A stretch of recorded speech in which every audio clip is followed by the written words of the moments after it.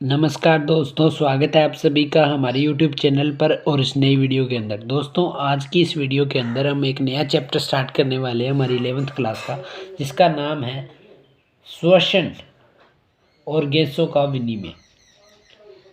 श्वसन और गैसों का विनिमय, ये जो आपकी 11th क्लास है उसका 17वां चैप्टर है। इसकी हम आज स्टार्टिंग करेंगे। तो उससे पहले अगर आप चैनल पर पहली बार आए हैं तो चैनल को सब्सक्राइब कर दीजिएगा और वीडियो को ज़रूर से लाइक कर दीजिएगा। तो चलिए बिना किसी देरी के वीडियो को शुरू करते हैं। तो दोस्तों, आपने एक चीज़ पढ़ी होगी, ग्लूकोज को तोड़ने के लिए ऑक्सीजन की आवश्यकता होती है। किसकी आवश्यकता होती है? O2 की आवश्यकता होती है, ऑक्सीजन की आवश्यकता होती है। और ग्लूकोज से हमारा शरीर क्या करता है? ऊर्जा उत्पादित करता है, जिससे हमारे शरीर को ऊर्जा मिलती है। ठीक है। और इस दौरान क्या मुक्त होती है? CO2 रिलीज होती है।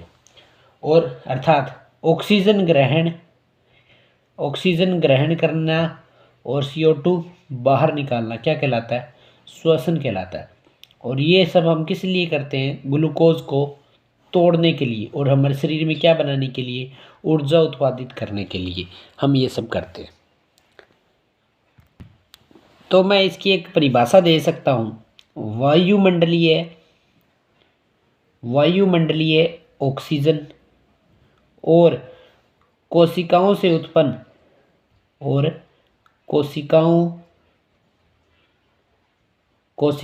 उत्पन्न कौन उत्पन्न होगी? कोशिकाओं से CO2। वायुमंडलीय ऑक्सीजन और कोशिकाओं से उत्पन्न कार्बन डाइऑक्साइड का आदान प्रदान क्या कहलाता है? श्वसन कहलाता है। आदान प्रदान क्या कहलाता है? श्वसन या रेस्पायरेशन इसे बोलते हैं, श्वसन कहलाता है। तो ये हो गई श्वसन की परिभाषा। ये एक बिल्कुल सही परिभाषा है। कोई आपसे पूछे तो आप ये परिभाषा बता सकते हो, बिल्कुल करेक्ट होगी। तो हम ये ऑक्सीजन और CO2 का आदान प्रदान करते क्यों हैं? ग्लूकोज को तोड़ने के लिए, हमारे शरीर में ऊर्जा उत्पादन के लिए हम ये सारा पंगा करते हैं कि ऑक्सीजन को ग्रहण करते हैं और CO2 क्या करते हैं? बाहर रिलीज करते हैं। तो आपने 9वीं 10वीं में पढ़ा होगा, 9वीं और 10वीं क्लास में आपने पढ़ा होगा कि ये श्वसन की क्रिया करने के लिए हमारे शरीर में कुछ अंग पाए जाते हैं, जिन्हें बोलते हो श्वसन अंग। ये श्वसन अंग जो होते हैं वो मनुष्य में क्या होते हैं? फेफड़े या फुफ्फुस या इंग्लिश में इन्हें बोलते हैं लंग्स होते हैं। और मछली हो गए, जैसे समुद्री जीव हो गए, उनमें क्या होते हैं? गिल्स या गलफड़े जिनको बोलते हैं, मछलियों में ये पाए जाते हैं। और जबकि जो उड़ने वाले पक्षी होते हैं उनमें क्या पाए जाते हैं? वायु के कोटर पाए जाते हैं, जिनसे वो क्या करते हैं? श्वसन करते हैं। अब जैसे मैं बात करूं स्पंज और सिलेंट्रेटा के जितने भी सदस्य हैं, ये जब मैं आपको क्लासिफिकेशन पढ़ाऊंगा तब ये हम संग पढ़ेंगे, सिलेंट्रेटा और स्पंज के बारे में भी पढ़ेंगे। जितने भी स्पंज और सिलेंट्रेटा के जो सदस्य होते हैं वो विसरण की क्रिया द्वारा क्या करते हैं? श्वसन। विसरण मतलब अपनी त्वचा के द्वारा ये क्या करते हैं? श्वसन करते हैं। विसरण की क्रिया द्वारा क्या करते हैं? श्वसन करते हैं। और जबकि जो कीट जो होते हैं, जितने भी प्रकार के कीट होते हैं, कीट क्या करते हैं? उनके शरीर में क्या पाई जाती है? नलिकाएं पाई जाती है। क्या पाई जाती है? नलिकाएं पाई जाती है। जिन नलिकाओं की सहायता से ये क्या करते हैं? श्वसन करते हैं। कौन? कीट करते हैं। ठीक है। और स्पंज और सिलेंट्रेटा के सदस्य किसकी क्रिया द्वारा? शरीर के देह में कौन सी क्रिया होती है उनकी? शरीर या देह में उनकी विसरण क्रिया होती है, जिससे क्या ये करते हैं? श्वसन करते हैं। और जैसा मैंने थोड़ी देर पहले बताया, ऑर्थ्रोपोडा जो सबसे बड़ा संघ है प्राणी जगत का, सबसे बड़ा संघ कौन सा है? ऑर्थ्रोपोडा। अभी हम पीछे पढ़ेंगे, चौथे चैप्टर में पढ़ेंगे। जब चौथा चैप्टर पढ़ेंगे तब मैं आपको ये पढ़ाऊंगा। ऑर्थ्रोपोडा और जो मोलस्का, दूसरा सबसे बड़ा संघ है मोलस्का, इसके प्राणी कैसे होते हैं? जलीय प्राणी होते हैं मोलस्का। फिलहाल के लिए इतना याद रखो, मोलस्का संघ के प्राणी कैसे होते हैं? सारे समुद्री या जलीय प्राणी होते हैं। अलवणीय जल में भी पाए जाते हैं और लवणीय जल में भी ये पाए जाते हैं। ये सब किसके द्वारा श्वसन करते हैं? गिल्स के द्वारा। गिल्स या क्लोम बोलते हो जिन्हें, क्लोम के द्वारा ये श्वसन करते हैं। जैसा मैंने आपको स्टार्टिंग में बताया था कि कुछ मछलियाँ होती है वो किसके द्वारा श्वसन करती है, और कुछ ऑर्थ्रोपोडा के सदस्य है वो किसके द्वारा? गिल्स या क्लोम के द्वारा श्वसन करते हैं। अब ये तो हो गई स्थलीय प्राणियों की, जलीय प्राणियों की बात। अब बात करते हैं स्थलीय प्राणी। स्थलीय प्राणी जैसे मनुष्य भी, मनुष्य में और जितने भी स्थल पर यानी भूमि पर रहने वाले जीव है उनमें श्वसन किसके द्वारा होता है? तो उनमें श्वसन होता है साधारणतः फेफड़ों के द्वारा। फेफड़े या जिन्हें लंग्स कहा जाता है उनके द्वारा होता है। फेफड़ों में क्या पाई जाती है? कुप्पी का समान संरचना पाई जाती है। ये हम डिटेल में पढ़ेंगे थोड़ी देर के बाद, ठीक है। तो उम्मीद करता हूँ अभी तक मैंने आपको जितनी बातें बताई है वो समझ में आई होगी। जैसे मैंने अभी श्वसन अंग के बारे में बताया, श्वसन अंग कौन से जंतु में किस प्रकार के पाए जाते हैं वो मैंने आपको बताया। जैसे मनुष्य में या जो मेमेलिया जिसे बोलते हैं, मेमेलिया या स्तनधारी वर्ग जो होता है या जो स्थल पर रहने वाले जंतु होते हैं उनमें फेफड़ों के द्वारा श्वसन किया जाता है। और जो पक्षी या एवीज वर्ग के सदस्य होते हैं उनमें कोटर के द्वारा, और जो मछलियाँ या ऑर्थ्रोपोडा के सदस्य होते हैं वो गिल्स के द्वारा श्वसन करते हैं। जबकि जो सिलेंट्रेटा और स्पंज होते हैं वो विसरण की क्रिया द्वारा अपनी देह के द्वारा या देह में जो विसरण की क्रिया पाई जाती है उसके द्वारा श्वसन करते हैं। और जो कि कीट है उनमें क्या पाया जाता है? नलिकाओं का जाल पाया जाता है जिसकी सहायता से ये क्या करते हैं? श्वसन करते हैं। और मनुष्य या जो स्थलीय जंतु है वो मैंने आपको बता ही दिया, लंग्स या फेफड़ों के द्वारा श्वसन करते हैं। फेफड़ों में क्या पाई जाती है? कुप्पिका पाई जाती है। तो अब हम डायरेक्ट बात करेंगे फेफड़ों की और या लंग्स की बात करेंगे, क्योंकि जो गिल्स या गिल के बारे में है या कोटर के बारे में ये आप हायर लेवल की क्लासेस में पढ़ते हो। यहाँ पर आपको सिर्फ मानव मानव श्वसन तंत्र पढ़ना है, उसके बारे में ही आपके सिलेबस में दिया हुआ है, वो मैं आपको बता दूंगा।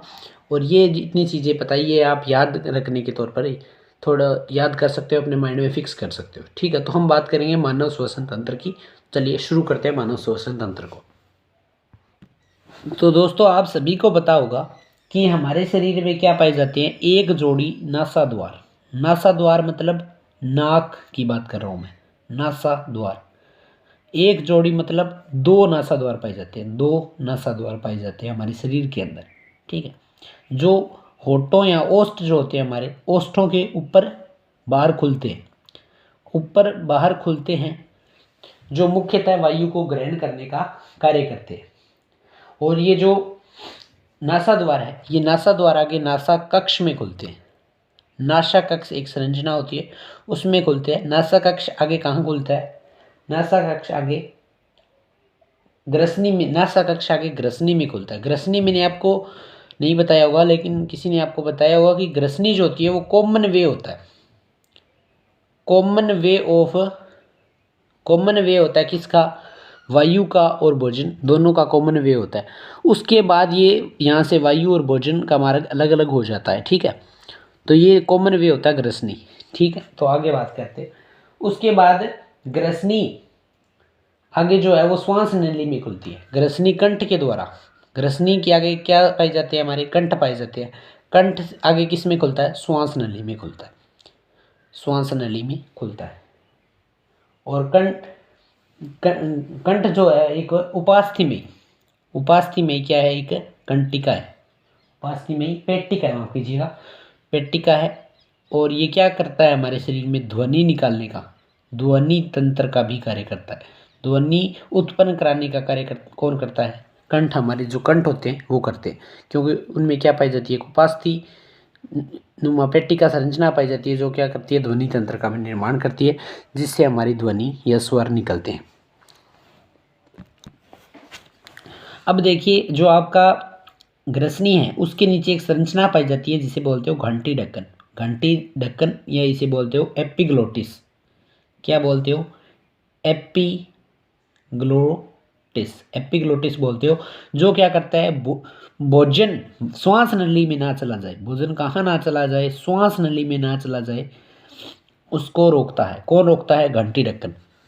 और जिससे अगर कई बार भोजन चला भी जाता है तो हमारे श्वास लेने में हमें प्रॉब्लम हो जाती है और जो भोजन है वो वायु के प्रभाव के कारण बाहर की ओर फेंक दिया जाता है, हमारे मुंह से बाहर की ओर फेंक दिया जाता है।